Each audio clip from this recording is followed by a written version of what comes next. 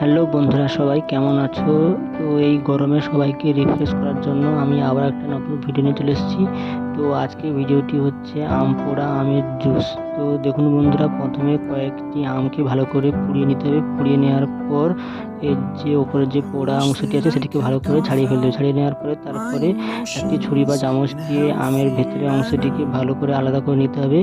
নেওয়ার পরে এর সঙ্গে যাবতীয় যা মশলা লাগে সেই মশলাগুলো সব একসঙ্গে দিয়ে মিক্সার গ্রাইন্ডারে করে ভালো করে পেস্ট করে নিতে হবে।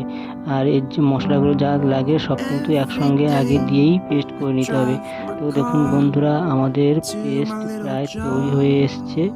এই যে দেখুন বন্ধুরা, সব কিছু দেওয়ার পরে এই যে আমাদের পেস্ট তৈরি হয়ে গেছে। তো এই পেস্টের মধ্যে আগে থেকে ঠান্ডা জল অথবা বরফের টুকরো মিশিয়ে দিয়ে দিতে হবে। দেওয়ার পরে আর কিন্তু এর সঙ্গে কিছু দেওয়া যাবে না, কারণ আমাদের মশলা আগে থেকে দেওয়া আছে। তো সব কিছু দেওয়ার পরে এই যে দেখুন গ্লাসে কত সুন্দর করে সাজানো হয়ে গেছে। তো এই মিশ্রণটি বা এই শরবতটি ঘরের সমস্ত সদস্য অথবা বাড়িতে যদি কোনো আত্মীয় স্বজন বা বন্ধু বান্ধব এসে থাকে, তো সবাইকে এই গরমের মধ্যে এই ঠান্ডা ঠান্ডা আম পোড়া আমের শরবতটি সার্ভ করে দেবেন।